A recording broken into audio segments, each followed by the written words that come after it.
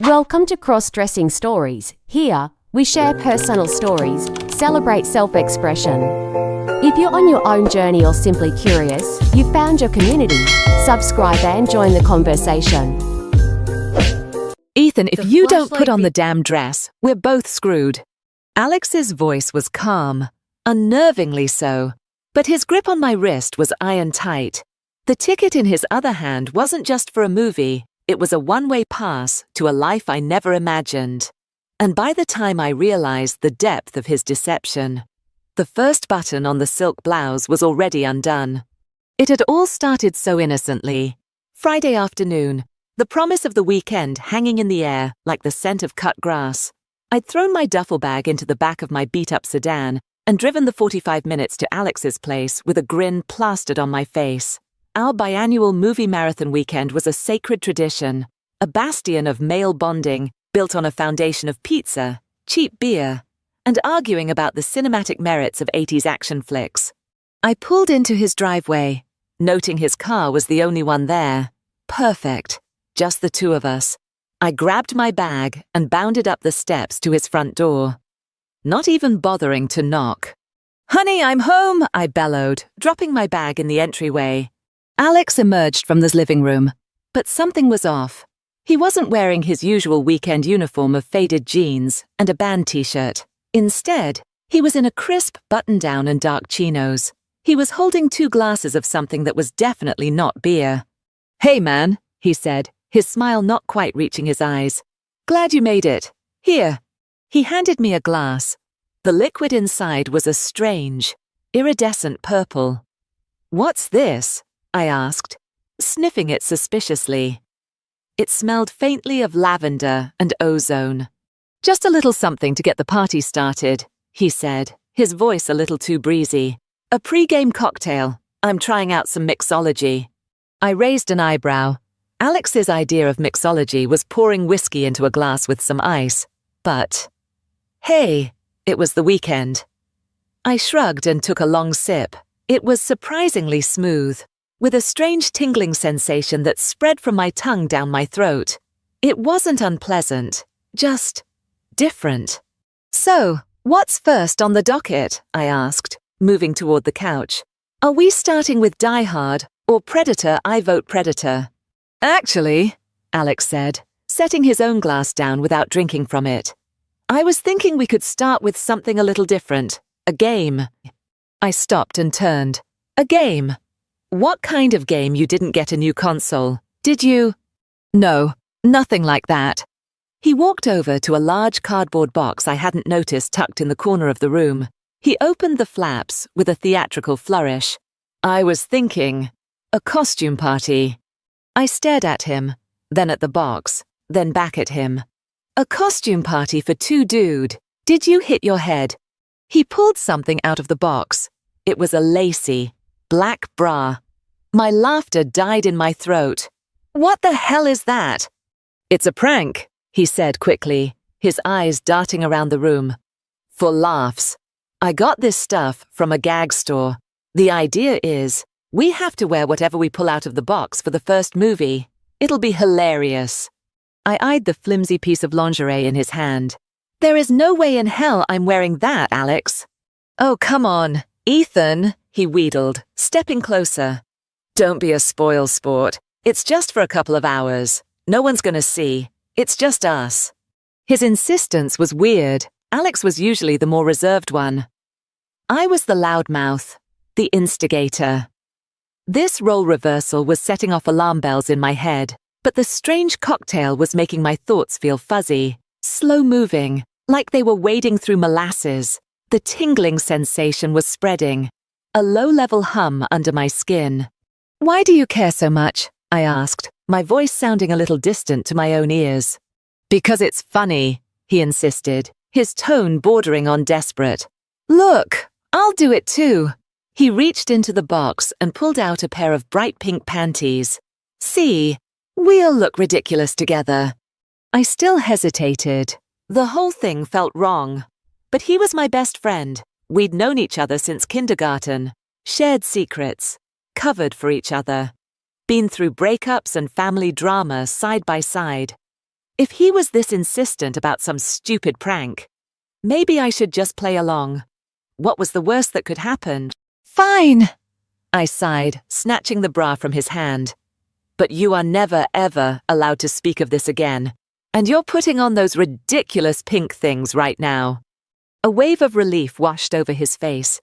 Deal, he said, turning his back to shimmy out of his chinos and into the panties. I looked down at the bra. It felt alien in my hands, all delicate lace and thin straps. With a deep, long-suffering sigh, I unbuttoned my shirt. The air in the room felt cool against my chest. I fumbled with the clasp, unable to figure out how it worked.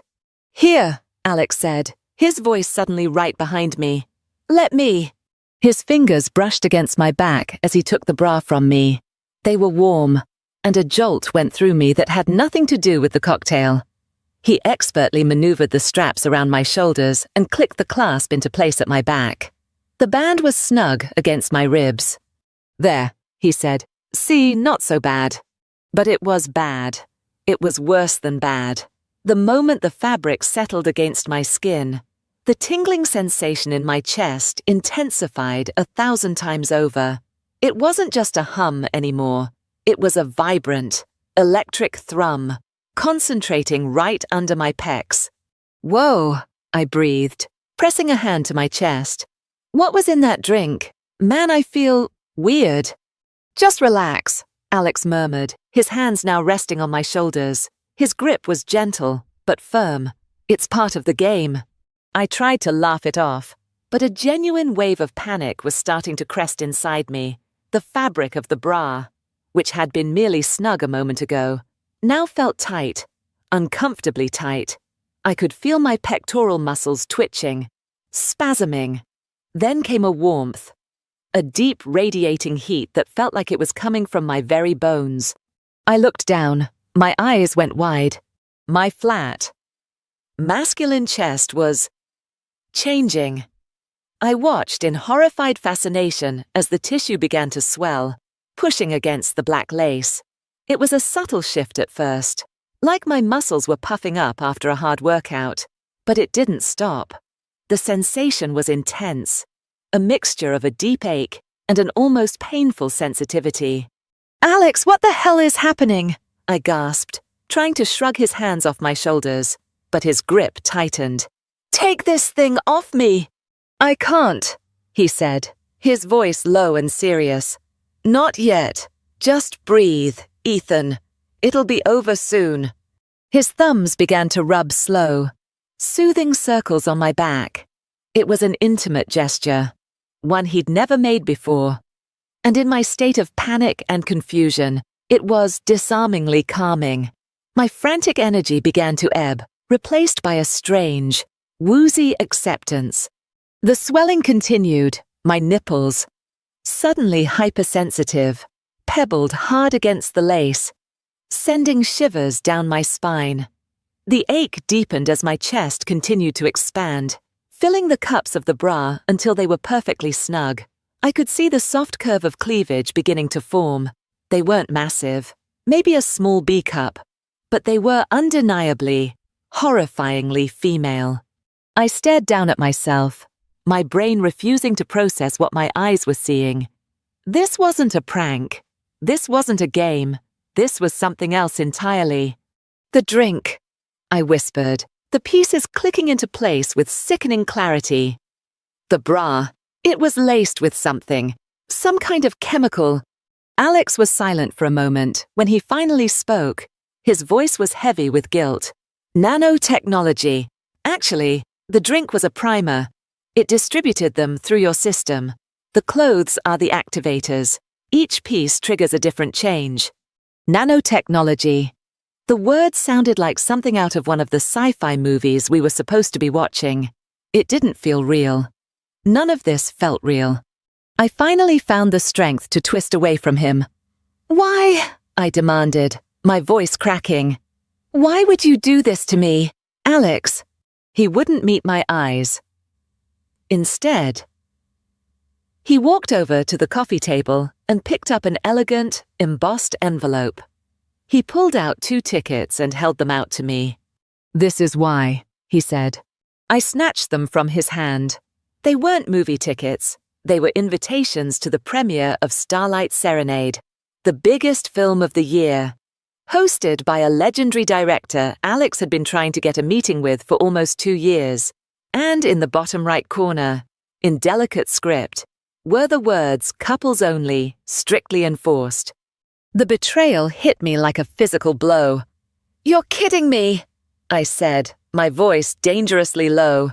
"You did this so you could get a business contact. You turned me into a woman to be your date." "I didn't have a choice," he said, his composure finally cracking. "I've been trying to get in front of this guy forever. Ethan, this is my one shot. My career could be made tonight. I couldn't get a real date on such short notice, not for something like this. Everyone I know is either out of town or would ask too many questions. I panicked." "You panicked? So you decided to drug your best friend and force him through some kind of freakish, sci-fi puberty. That was your solution." I was shouting now, gesturing wildly with my new, slightly more slender hands. "If you back out now, I lose everything," he pleaded, his eyes shining with unshed tears. "I'll be blacklisted. Ethan, please, it's just for one night. We go to the party, I shake the right hands. We come home, and I have the antidote. Everything goes back to normal, I swear." I looked from his desperate face to the tickets, then down at my own chest. My new breasts rose and fell with my ragged breaths.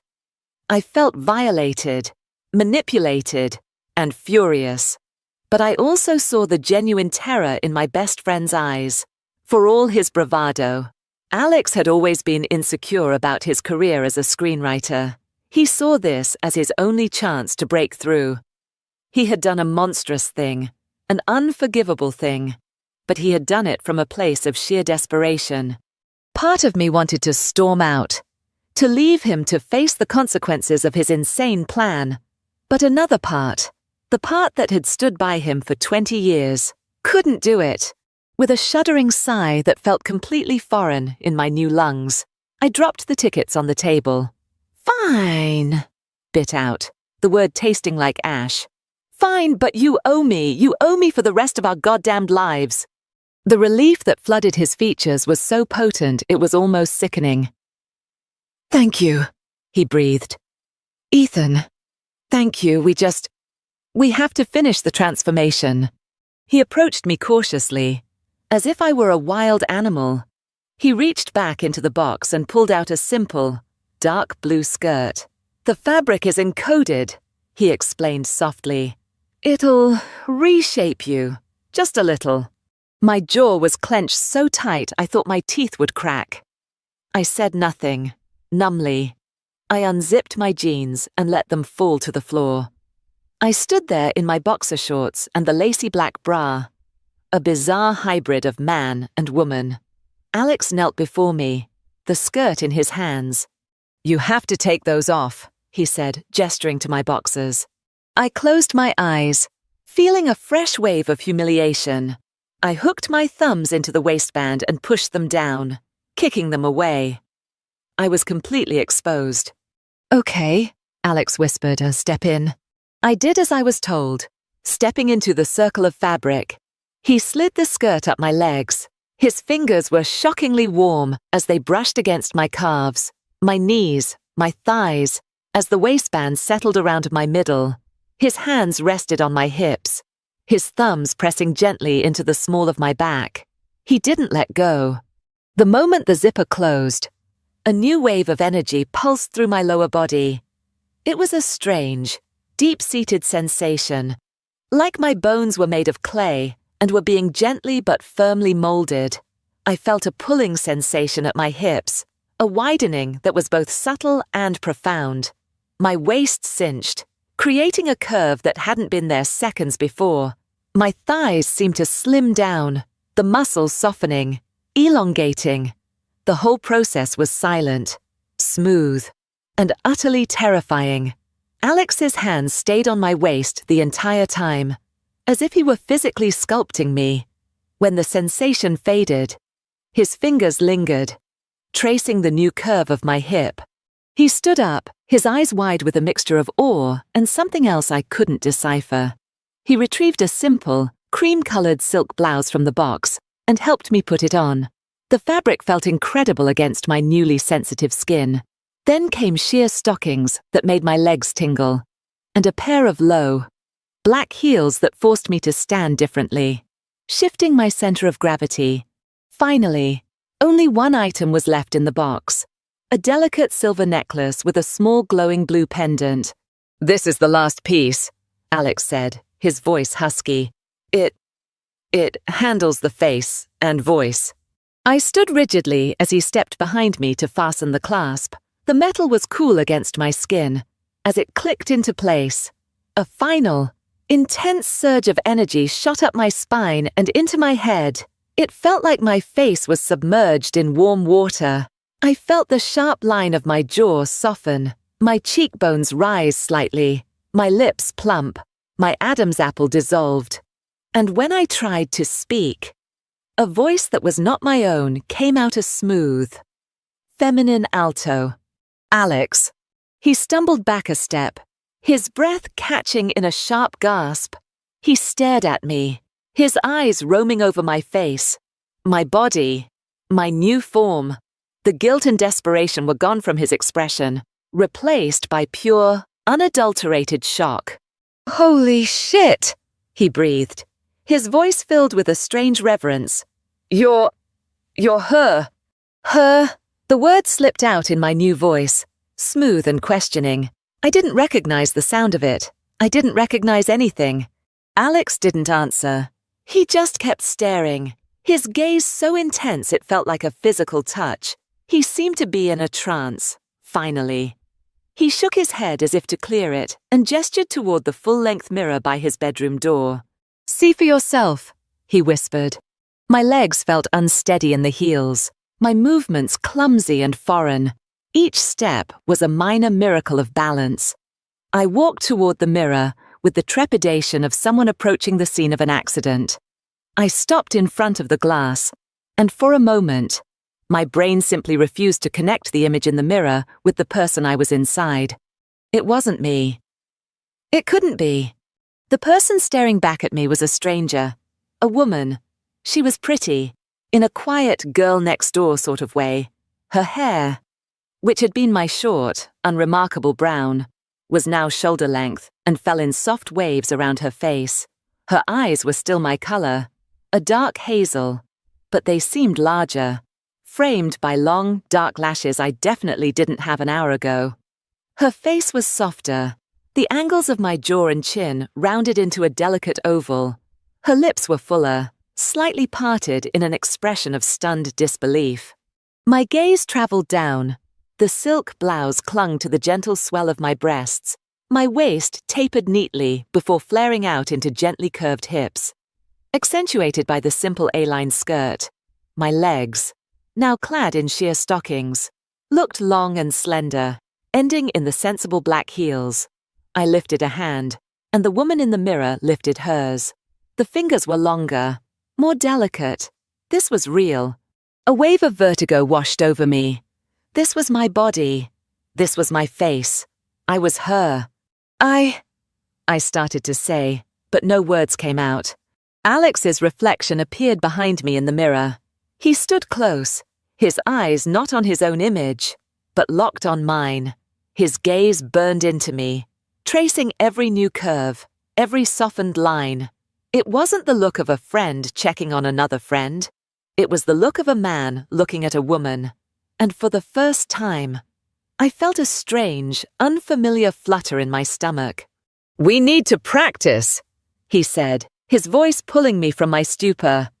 "You can't just stand there like a statue all night. You have to act like my girlfriend." "Act!" I choked out, a hysterical laugh bubbling in my chest. "Alex, look at me. How am I supposed to act like anything other than a complete freak show?" "You're not a freak show," he said, his tone firm. "You're beautiful." The compliment landed with the force of a punch. It was so unexpected, so sincere, that it shut me right up. He stepped even closer, his hand coming to rest on the small of my back. His touch sent another one of those electric jolts through me. "Just follow my lead," he said softly. "First things first. Your walk. You're walking like you're afraid the floor is going to give way. You need to be more confident. Shoulders back, hips forward. Like this." He gently guided me, his hand pressing into my lower back, urging me to shift my weight. I took a few tentative steps, wobbling precariously. The heels were a nightmare. "You're leaning into me," he murmured, his breath warm against my ear. "Good girl." The casual praise, the possessive touch, it was all part of the act. I knew that. He was coaching me. But my body didn't seem to care about the context. My skin prickled where he touched me, and a flush crept up my neck. I hated it. I hated that my own body was betraying me, responding to this charade. We spent the next hour in a surreal boot camp for a life I'd never asked for. He taught me how to sit without the skirt riding up too high, how to cross my legs at the ankle instead of the knee. He made me practice smiling until it felt less like a grimace. He even retrieved a small purse from the box. "You need this," he said, handing me the leather clutch. "What for?" I asked, bewildered. "My wallet and keys are in my jeans." "Women carry purses," he said, as if it were the most obvious thing in the world. "It's where you'll keep your phone, maybe some lip gloss." He actually produced a tube of shimmering pink lip gloss. My first instinct was to recoil, but then I looked at his earnest, focused face. He was all in on this. For him. This wasn't just about the transformation. It was about the performance. And if I was going to get through this night, I had to be all in. 2. I sighed and took the tube. "Do I just put it on?" A small smile touched his lips. "Here." He took the wand from me, his thumb gently tilting my chin up. He was so close, I could see the flecks of gold in his brown eyes. He carefully painted the gloss onto my new, fuller lips. His touch was feather light, but it might as well have been a branding iron. My heart hammered against my ribs. When he was done, he didn't pull away immediately. His thumb traced my jawline, a slow, deliberate motion that made my breath catch. "Perfect," he whispered. For the first time. I didn't pull away. The car ride to the theater was an exercise in sustained tension. I was hyper-aware of everything. The way the seatbelt cut across my chest, pressing the fabric of the blouse against my sensitive skin. The way the skirt, despite my best efforts, kept riding up my thighs, exposing an inch more of stocking-clad skin than I was comfortable with. And most of all, I was aware of Alex, sitting inches away from me in the driver's seat. Every time he shifted gears, his hand would brush against my knee. The first time, I flinched. The second time, I froze. The third time, his fingers lingered for a fraction of a second too long. I glanced at his face, but he was staring straight ahead, his jaw tight. I couldn't tell if it was an accident or a test. My face flushed, a deep, burning heat that had nothing to do with the car's heater. Why did his touch feel so electric? It was just Alex, my best friend, but it didn't feel like that anymore. I wasn't me anymore. The theater was even more intimidating than I had imagined. It was an old, beautifully restored movie palace with a red carpet, velvet ropes, and blinding flashes from photographers. Men in tuxedos and women in glittering gowns floated past us. I felt like a fraud, a cheap imitation in my simple skirt and blouse. I instinctively shrank back, wanting to disappear. Alex's arm immediately wrapped around my waist, pulling me firmly against his side. It was a possessive, protective gesture. "It's okay," he whispered, his voice a low rumble against my ear. "You belong here." He led me through the crowd with a confidence I'd never seen in him. He navigated the sea of beautiful people like he was born to it. His hand never left my waist. "Everyone's staring," I mumbled, my eyes fixed on the floor. "I know," he said, his lips brushing against my temple. "It's because you're the prettiest one here." My head snapped up to look at him, to see if he was joking. He wasn't. His expression was completely serious, his eyes full of a sincere admiration that stole the air from my lungs. And in that moment, under the warm lights of the theatre lobby, a deeply conflicted part of me wanted to believe him. I hated being manipulated. I hated this body, this charade. But God, I craved his approval. We got drinks at the bar Champagne this time, which I sipped at cautiously. Alex's industry contact wasn't here yet. So we found a small table to wait. The whole time, Alex kept up the performance. He'd lean in to whisper something in my ear. His hand would casually stroke my back. He'd rest his arm on the back of my chair. To anyone watching, we were the perfect couple, attentive, intimate, and completely in love. The illusion was so convincing. It even fooled the waiter. He was a young, handsome guy with a charming smile, and his eyes lingered on me a little too long as he set down a bowl of olives. "Can I get you anything else, miss?" he asked, his gaze fixed on my face. "We're fine," Alex said before I could even open my mouth. His tone was clipped, his smile gone. The easygoing charm was replaced by a flash of something hard and territorial. The waiter, sensing the shift in mood, gave a quick nod and retreated. I looked at Alex, surprised. "What was that about?" "Nothing," he said, his arm tightening around me again, pulling me closer until my thigh was pressed against his. He was just doing his job. But it wasn't nothing. I'd seen the look in his eyes. It was raw, unfiltered jealousy. The idea was so absurd, it should have been funny. Alex. Jealous over me over this. But I wasn't laughing. A strange, warm feeling unfurled in my chest. He was protecting me. Or was he protecting Danny? The fictional girlfriend he'd created, I didn't know where the line was anymore. Or if there even was one. The rest of the evening passed in a blur. We saw the movie. A sweeping historical romance that I barely registered. All I could think about was Alex's hand, which had found mine in the dark of the theatre, our fingers intertwining. I didn't pull away. His thumb stroked the back of my hand, a slow, hypnotic rhythm that both soothed and electrified me. I was trapped, a performer in a play I hadn't auditioned for, and the line between the character and myself was dissolving with every passing second. The movie ended, the credits rolled, the lights came up, and the spell was broken. The warmth of the dark theatre was replaced by the harsh reality of what we were doing.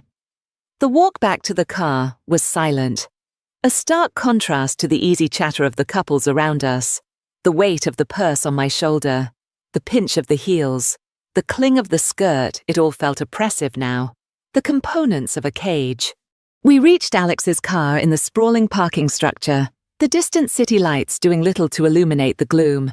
He clicked the doors open, but I didn't get in. I just stood there, wrapped in the cool night air, the entire emotional toll of the evening crashing down on me at once. The anger, the humiliation, the confusion, the flicker of unwanted pleasure, it all swirled together into a toxic cocktail of despair. My composure, so carefully constructed over the past few hours, crumbled. A single tear escaped and traced a hot path down my cheek. Then another. Soon. I was crying. Not loudly, but with silent, shuddering sobs that racked my entire body. "Danny," Alex said, his voice soft with concern. He still used the name. "Hey, what's wrong?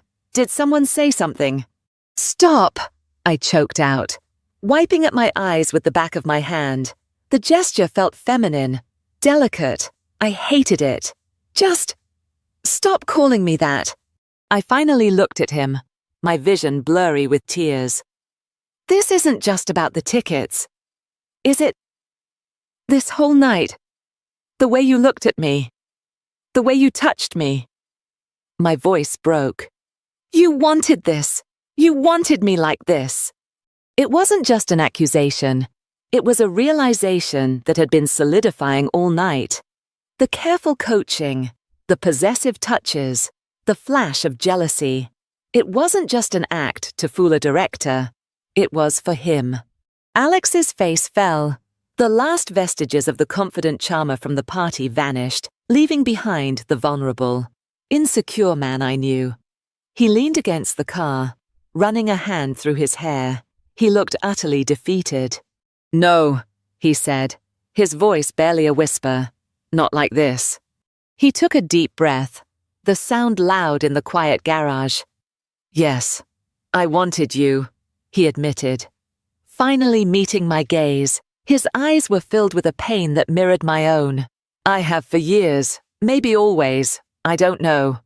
The confession hung in the air between us, more shocking than the physical transformation had been.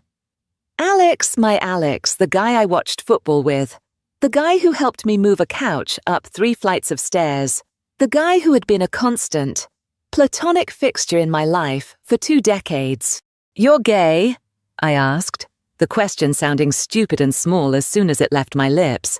He let out a short, bitter laugh. "I don't know what I am. I've tried. Ethan, I've dated women. I really tried to make it work. But none of them were you."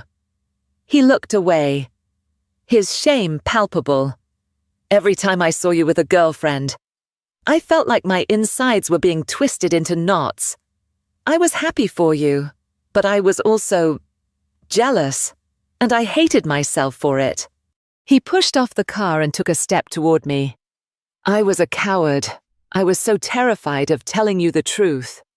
So scared of losing you, of you looking at me with disgust.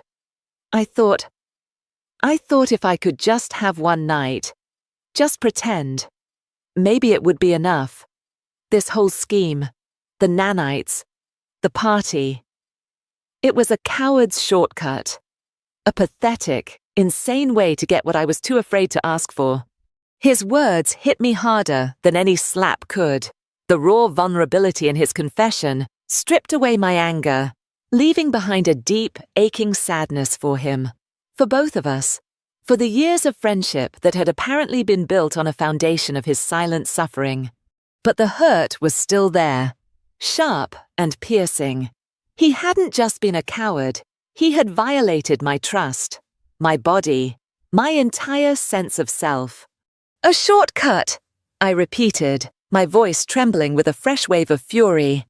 "You drugged me! Alex, you changed me! You think this is something you can just take back with an apology." Without thinking, I swung my hand and slapped him across the face. The sound cracked through the silence of the parking garage. A red mark instantly bloomed on his cheek. He didn't flinch. He just stood there, taking it. I froze, my hand still tingling from the impact. I had never hit anyone in my life. The violence of the act horrified me. But what happened next shocked me even more. Alex slowly reached out and caught my wrist. His grip surprisingly gentle. He didn't pull away. Instead, he lifted my hand, the one that had just struck him, and pressed my palm flat against his chest, right over his heart. "Feel that," he whispered, his eyes locked on mine. "Feel how fast my heart is beating. It's always been you, Ethan. Always." Beneath my palm, I could feel it. The frantic hammering rhythm of his heart. A wild drumbeat of fear and hope and years of repressed feelings. It was thudding as hard as my own. In that moment, the lines blurred completely. I wasn't Ethan, the betrayed friend. I wasn't Danny, the female imposter. I was just me, and he was just him. And the 20 years of history between us converged into this single, unbearably raw point in time. My anger dissolved, washed away by the undeniable truth of his heartbeat. The tears started again, but this time they were for him. For his loneliness, for the fear that had driven him to such a desperate act. He slowly leaned in, his eyes searching mine for any sign of rejection. I should have pulled away. I should have been repulsed, Every rational part of my brain was screaming at me to run. But I didn't. I hesitated for a heartbeat, and then I leaned in too. Our lips met. It wasn't a soft, tentative kiss. It was desperate, hungry, and messy with tears. It was the culmination of everything: the betrayal, the confession, the simmering tension of the entire night. The nanites had made my skin hypersensitive, and the sensation was overwhelming. I could feel the warmth of his mouth, the soft pressure of his lips, and the rough, scratchy texture of his 5 o'clock shadow against my smooth skin. And God help me, the scrape of his stubble felt incredible. It was grounding, real, a reminder of the man he was. And in that moment, it was everything I wanted. I kissed him back, my free hand coming up to tangle in his hair, pulling him closer. The purse dropped from my shoulder, landing on the concrete with a soft thud, completely forgotten. This was no longer a performance. This was real. The morning after was a study in awkward silence. I woke up in Alex's guest room, tangled in sheets that smelled like his laundry detergent. Sunlight streamed through the blinds, cutting bright stripes across the floor. For a blissful, disoriented moment, I forgot everything. I was just Ethan, waking up at my best friend's house after a long night. Then I moved, the unfamiliar weight on my chest, the feel of long hair against my neck, the smooth, hairless skin of my legs rubbing against the cotton sheets. It all came rushing back. The party, the confession, the kiss. Oh God, the kiss. My face burned with the memory. I sat up, clutching the sheet to my chest, and looked down at myself. This female body was no longer a costume. After what had happened in the parking garage, it felt different. It felt like mine. The thought was both terrifying and strangely exhilarating. We hadn't done anything more than kiss. After that raw, desperate moment, the emotional exhaustion had hit us both like a freight train. Alex had just held me for a while as I cried myself out, then quietly led me inside, showed me to the guest room, and left me alone. There was a soft knock on the door. "Ethan, Danny." Alex's voice was hesitant. "Are you awake?" "I'm awake," I called out, my alto voice still a slight shock to my own ears. The door creaked open. Alex stood there, looking like he hadn't slept at all. His eyes were red-rimmed, and he was holding a folded pile of clothes. My clothes, my old jeans, my favorite faded t-shirt, my boxers. The antidote. I brought you these," he said, avoiding my eyes. The nanites in the fabric are keyed to reverse the process. It should be just as fast as the change. You can go back to normal whenever you're ready.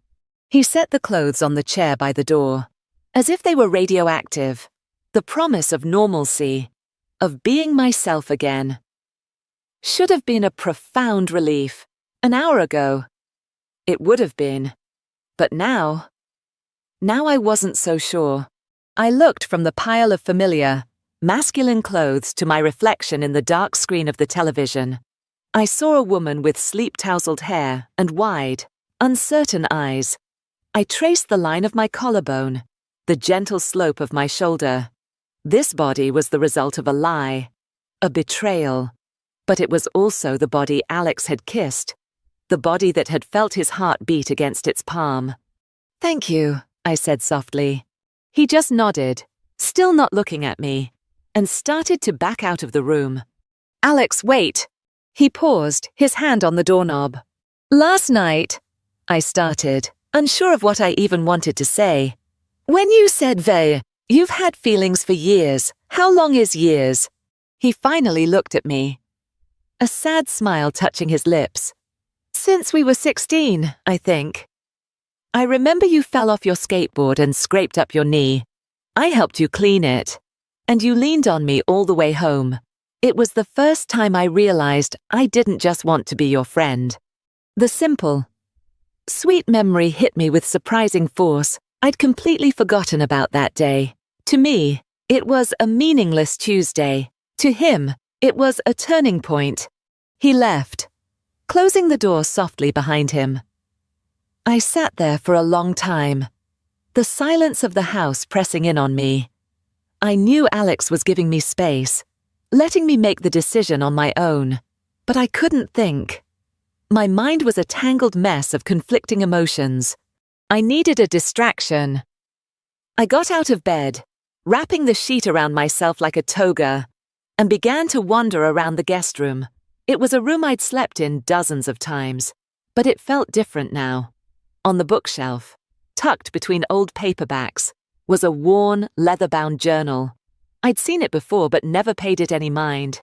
Alex's journal. My conscience told me to leave it alone.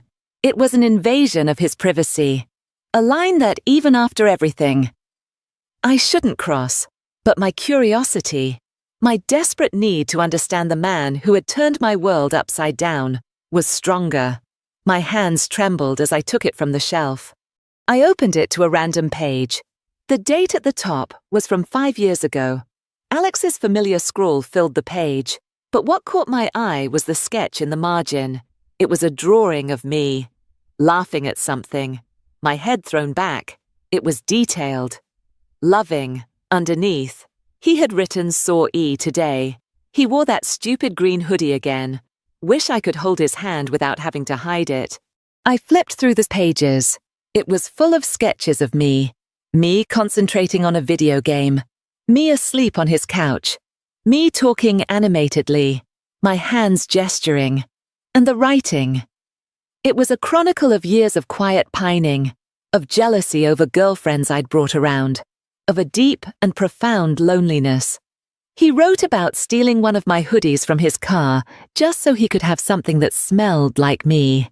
He wrote about the gut-wrenching fear that I would find out and be disgusted. This journal was a testament to his secret love and his secret pain. It wasn't an excuse for what he did, but it was context. It reframed his insane, desperate act not as a simple manipulation for a job, but as the last-ditch effort of a man who had been drowning in silence for over a decade. I closed the journal, my heart aching for him, for the boy who was too scared to speak his truth. I walked over to the chair and looked at my old clothes, the path back to being Ethan. It was right there, safe, familiar. And suddenly, it felt like a lie. Going back to being Ethan would mean ignoring the truth in that journal. It would mean pretending that kiss never happened. It would mean erasing the person Alex had been in love with, and the person I was starting to discover I could be. A new resolve hardened inside me. I wasn't going to let him off that easy. And I wasn't going to let myself off that easy either. I dropped the sheet, stood naked in the morning light, and put on the silk blouse and skirt from the night before. I slipped on the heels, feeling steadier in them this time. Then I picked up the pile of antidote clothes, walked out of the guest room, and found Alex sitting at his kitchen table, staring into a cold cup of coffee. He looked up as I entered, his eyes widening in surprise when he saw what I was wearing and what I was holding. I walked over and placed the pile of my old clothes on the table in front of him. What are you doing?" he asked, his voice hoarse. "This was a partnership last night."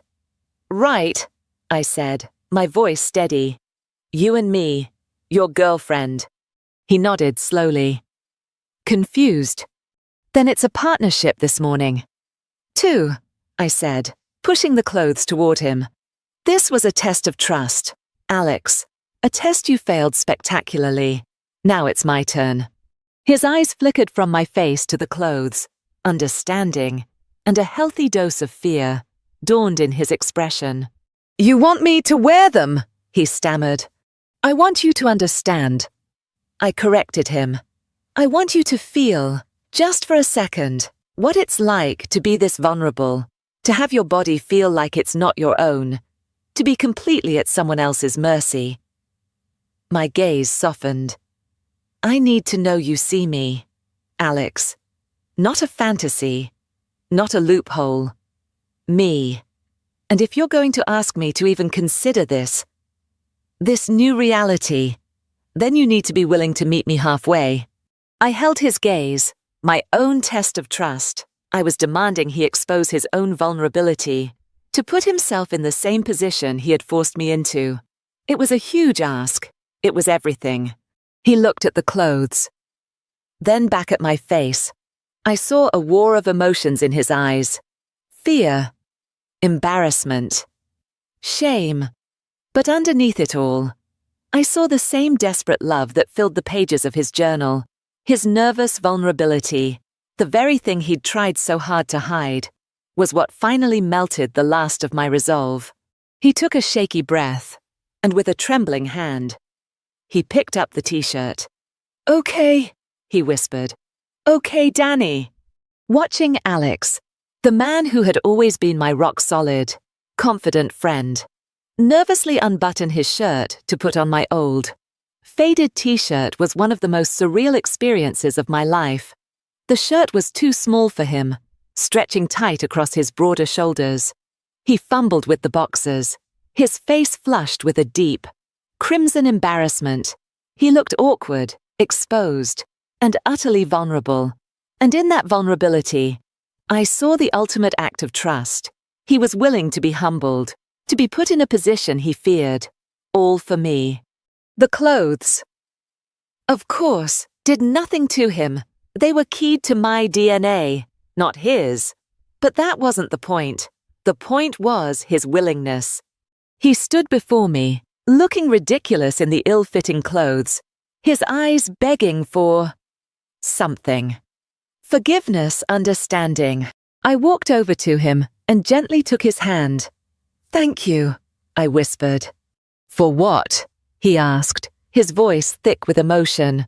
"For destroying our friendship, for being the worst kind of coward. For showing me the truth," I said, squeezing his hand. "And for being brave enough to do this." I made my decision in that moment. It wasn't a choice made out of anger or obligation. It was a choice made out of a strange, new kind of love. A love born from betrayal and confession. A love that had seen the ugliest parts of us and hadn't run away. "I'll stay," I said, the words feeling both monumental and perfectly natural. "I'll stay as Danny, but on one condition." His head snapped up, hope warring with fear in his eyes. "Anything." "This isn't a costume. This isn't a fantasy you get to live out," I said, my voice firm. "This is me, Danny, a new person, maybe, but still the person who has been your friend for 20 years. You have to accept all of it. The awkward parts, the learning parts, the parts where I don't know how to walk in heels or what to do with my hair. You have to love me, Alex, not the idea of me." Tears welled in his eyes, and this time they were tears of pure, unadulterated relief. "I do," he breathed, his voice cracking. "I already do. You were always beautiful. Ethan, to me, this..." He gestured to my body. "This just lets the rest of the world see it." A new chapter of our lives began that morning. A slow, careful, and sometimes clumsy transformation from friends to something more. We talked for hours, laying bare 20 years of unspoken truths. He told me about all the times he'd almost confessed, and I told him about the strange, confusing feelings I'd had during our performance the night before. That afternoon, he pulled another box from the back of his closet. This one wasn't a gag store prank box. It was filled with beautiful, thoughtfully chosen clothes in my new size. Dresses, sweaters, jeans designed to fit female curves, soft t-shirts. He'd clearly been planning this for a long time. A hopeful, desperate fantasy he probably never thought would come true. The climax of our new beginning came a few days later. He had bought a simple, yellow sundress. It was cheerful, bright, and completely unlike the utilitarian costume I'd worn to the premiere. This time, when he helped me into it, there was no deception, no desperation. His touch was not that of a manipulator, but of a lover. He zipped up the back with a reverence that made my breath catch. He gently smoothed the fabric over my shoulders, his hands lingering there. I looked at our reflection in the mirror. I saw a woman in a sunny dress, and the man standing behind her. His eyes filled with an adoration so profound it felt like a physical force. "You were always beautiful," he whispered to my reflection. "Now the world gets to see you." He kissed my shoulder, a soft, tender gesture that sealed the promise of our new reality. This wasn't a trick anymore. This was my life. The flashing lights of the paparazzi cameras were still blinding, but they no longer terrified me. I smoothed down the front of my emerald green gown, the silk rustling softly. I felt the familiar, warm weight of Alex's hand on the small of my back, a comforting and possessive anchor in the sea of noise and people. "You okay?" he murmured in my ear, his voice a low rumble against my skin. "Perfect," I said, turning to give him a genuine, radiant smile, my smile. We were at another premiere, but this time, there were no disguises, no secrets. Alex's career had taken off after that first fateful night. The director had been impressed by his script, and even more by his charming and intelligent girlfriend, as he'd put it. We'd become something of an it couple in the small circles of Hollywood, the brilliant writer and his beautiful partner. No one knew our story. No one knew that 6 months ago. I was a man named Ethan. They just saw Danny and Alex. As we walked the red carpet, a reporter called out, "Alex, you two look amazing. What's the secret to such a happy relationship?" Alex squeezed my hand and looked at me, his eyes crinkling at the corners. He leaned into the microphone. "Honesty," he said simply, "and trusting that the person you love is worth any risk." Later that night, curled up on the couch in the home we now shared, the gown replaced by a pair of soft pajamas, I thought about how much had changed. There were still hard days, days where I felt a phantom limb of my old life, a flicker of dysphoria when I heard my new name. Learning to be Danny was an ongoing process. I'd had to learn the big things, like how to navigate the world as a woman, and the small, ridiculously complicated things, like how to shave my legs without turning my ankles into a war zone, or the strange, intimate ritual of letting Alex help apply my mascara because my hands were still clumsy with it. But for every moment of difficulty, there were 100 moments of pure, unexpected joy. The first time a stranger called me ma'am and I didn't flinch, the weight of a purse on my shoulder no longer feeling like a burden, but just a purse, the possessive. Low growl Alex would get in his throat when another man would look at me for a little too long at a bar. The sweet domestic intimacy of him tracing patterns on my back as we fell asleep. He came into the living room, holding 2 mugs of tea. He sat down beside me, wrapping an arm around my shoulders and pulling me close. "What are you thinking about?" he asked softly. "Everything," I admitted. "How insane this all is, how you drugged me with nanobots." He winced, the guilt still a shadow in his eyes. "I'll never stop being sorry for how it started, Danny." "I know," I said, leaning my head against his shoulder. "But I'm not sure I'm sorry that it happened." He was quiet for a moment. Then he kissed the top of my head. We sat in comfortable silence, watching the city lights twinkle outside our window. His fingers found mine, intertwining with them in that familiar, comforting way. It was a simple gesture, but it spoke louder than any trick, any lie, any desperate confession. It spoke of acceptance, of partnership, of a future we were choosing to build together. One day at a time. It spoke of home,